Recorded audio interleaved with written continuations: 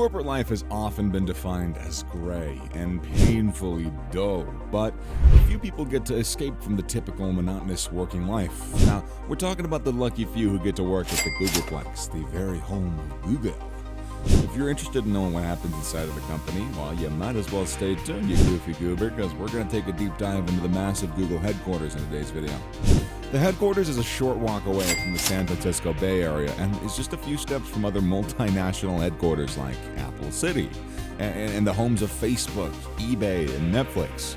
The Google headquarters forms its name from a play on words, obviously.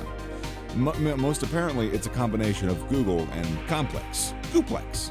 The name of the place and its nature are somewhat similar. It's not just a mixture of Google and complex necessarily. Still, instead, it's a mathematical term representing 10 raised to the power of 100 digits, one of the biggest numbers to be used in general maths, and expressing the positive excess vibrated around the campus. The land was purchased from Silicon Graphics, the very own creators of Jurassic Park's famous dinosaurs, which could probably be why a dinosaur looks over the complex. One of the most important things that was carried over from the Silicon Graphics campus and improved upon by Google's people was the emphasis on creating a fusion of interior and exterior as much as possible. As a result, the outer lawns and many walkways are all incorporated as much as possible into the interior spaces like the conference room and public working spaces. One of the ways to achieve this is through the use of glass walls mixed with a design philosophy that basically emphasizes the use of large open spaces instead of separate rooms and generally has relatively high ceilings. The site alone cost the firm about $1 billion, and this was around the year of acquiring New York Chelsea Market, which was around $2.4 billion to acquire. Google didn't move into buildings owned by previous tenants. No. The multinational company took matters into its own hands and appointed South African architect Clive Wilkinson. It was mentioned that teamwork and creativity topped Wilkinson's charts. While designing the massive Google headquarters, both firms joined hands to create a firm that was not only a step up to increase the productivity, but also able to boost employee satisfaction. It's pretty evident through the fun lava lamps and a giant screen showing live Google search terms from around the world. And many of the lobbies have pianos for the many talented artists actually working there. Quite an incredible amount of glass was used during the creation of the Googleplex, which fills the building with natural light. Offices are arranged in workspaces of 3 to 4 people, and these little groups are said to be pretty effective for sharing and developing new ideas, and small and independent enough to reduce chit-chat. You can find gigantic rubber walls and lamps hanging from the ceiling in the lobbies. It seems like Google's created a perfect balance between the bests of both worlds. Images showing the workstations being decorated with a lot of Google and Android belongings. From what's been noted, Google seems to have maintained some serious productivity. Google wishes to provide its employees with a fun and colorful environment compared to the rest of the concrete models of tall corporate buildings that most of us picture. The campus also has free Wi-Fi across the entire area, so yeah, that's always a plus. One of the many ways to achieve this ample open space that the campus now has is made possible by the entire car parking, which can accommodate 2,000 cars simultaneously, all of them underground. Some employees catch a Wi-Fi-enabled diesel-powered bus and they go to and fro the company with, whereas some might just use their vehicles. They can park in one of the 2,000 parking spaces underground, and those that have electric cars, the way of the future, mind you, are provided with facilities to charge their vehicles at the power point supplied under a solar panel-topped carport. While that is absolutely great for aesthetics of the landscape, it also means that employees have no way to go around on their own for further movements around the campus, which is where one of the most iconic campus features comes in. Traveling between these places is done on Google-colored bikes. Or Google's colored bikes, rather, not just the color of Google, because that would be weird. They're small, convenient, and most notably for Google, colorful. But best of all, you can actually share them, meaning you can use any bike to take it where you want to go, just leave it for someone else to use. I mean, I'm sure you've heard of things like Bird or whatever. It's the same concept. The cycling part has been a very big success on Google's part. Although employees are there to work like any other firm, Google really doesn't want them to feel like it's just a job that you're slaving away at. The Google employees are generally treated like friends, and they're offered some pretty magnificent facilities.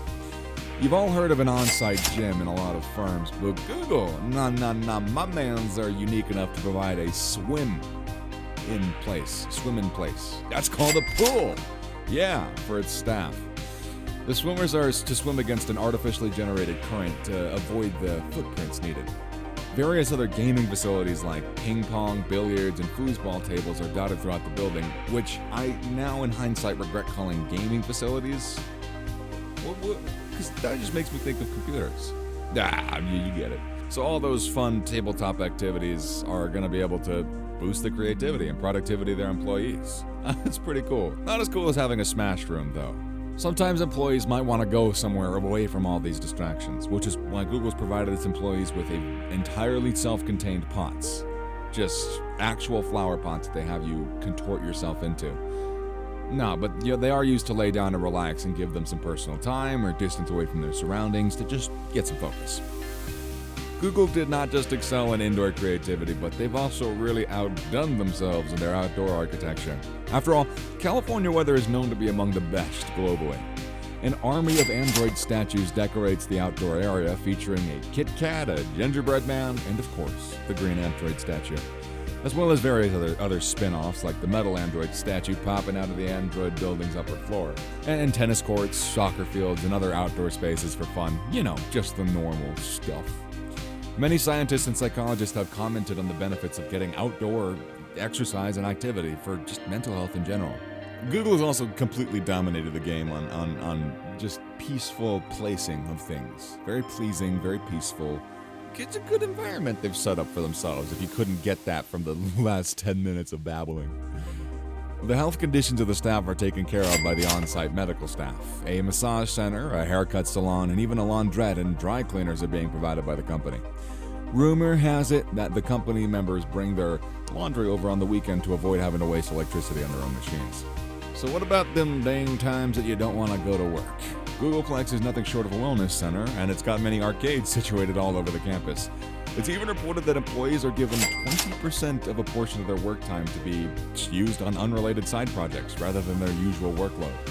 Self-sufficiency plays a crucial role in the Googleplex, although not entirely, but some of their energy requirements are met by on-site solar panels placed in the building's roof.